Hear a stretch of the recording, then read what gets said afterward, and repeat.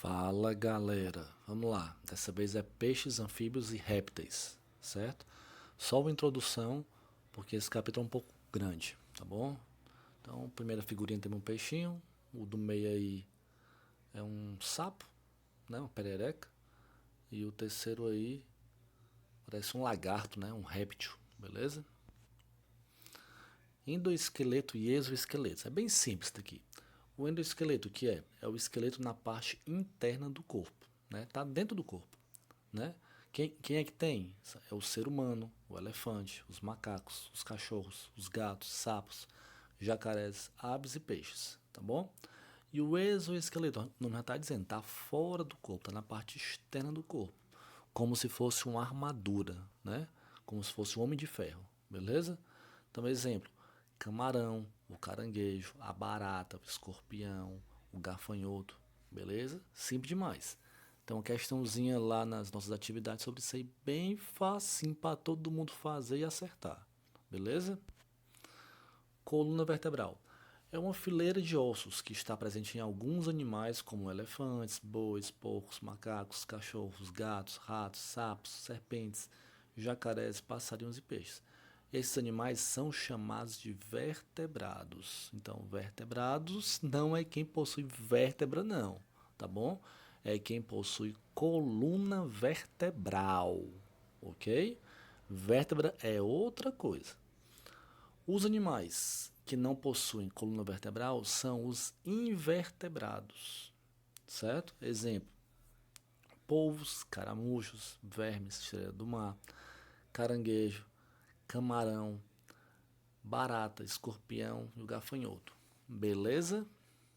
Então, invertebrado é que não possui a coluna vertebral. Os vertebrados é que possuem a coluna vertebral.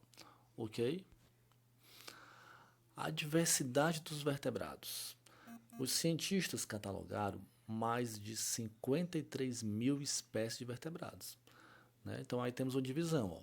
Quem é que tem maior quantidade de espécies, que eu coloquei até numa questão nossa lá, viu, nas atividades, são os peixes, né? Aí depois tem as aves, né? Depois dos peixes são as aves, que tem maior quantidade de espécies.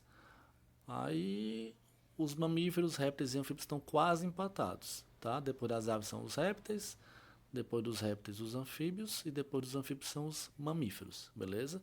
Mas em maior quantidade mesmo são os peixes. Legal?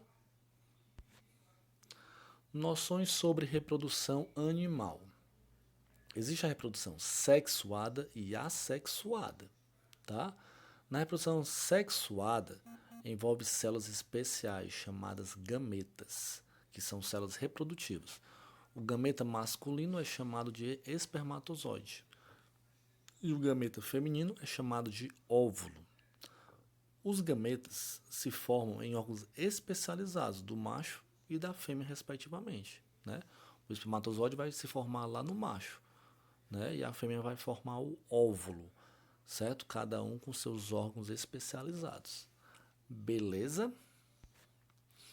A fertilização pode ser interna ou externa. O zigoto, que é a primeira célula de um novo indivíduo, é formado pela união de um espermatozoide com o óvulo, certo? Essa união é chamada de fecundação ou fertilização, beleza? Então, a fertilização interna é quando esse encontro ocorre no interior do corpo da fêmea. Não está dizendo. Se é interna, é lá no interior. Já a fertilização externa, o encontro ocorre fora do corpo da fêmea. Aí, observação. Na fertilização externa, que é fora do corpo, tá? Ocorre dentro da água ou então em ambientes bem úmidos, certo? Ou seja, o que é úmido, bem molhado. Pois são células bastante delicadas, pessoal, que podem se desidratar facilmente e morrer, certo? O espermatozoide e o óvulo é bem frágil, certo? Se você não tomar cuidado, ele morre, certo? Por isso que, por exemplo, até para engravidar existem os tratamentos, né, que é a fertilização in vitro, né, que os doutores da medicina eles utilizam bem cuidadosamente com o paciente para dar tudo certo, porque realmente são células muito frágeis, certo? E é por isso também que muitas mulheres têm maior dificuldade para poder engravidar, tá bom? Desenvolvimento do zigoto. Quando o zigoto se multiplica, é chamado de embrião, certo? Basta a multiplicaçãozinha dele para ele ser chamado de embrião. Porque a primeira célula é o zigoto. Quando ele começa a se multiplicar, aí ele passa a ser chamado de embrião. Em muitas espécies, o embrião se desenvolve dentro do ovo. Ele se nutre através de substâncias nutritivas armazenadas no ovo, certo? Em outras espécies, não há ovo. Ele simplesmente se desenvolve no interior do corpo da mãe. É o que ocorre na maioria dos mamíferos, certo?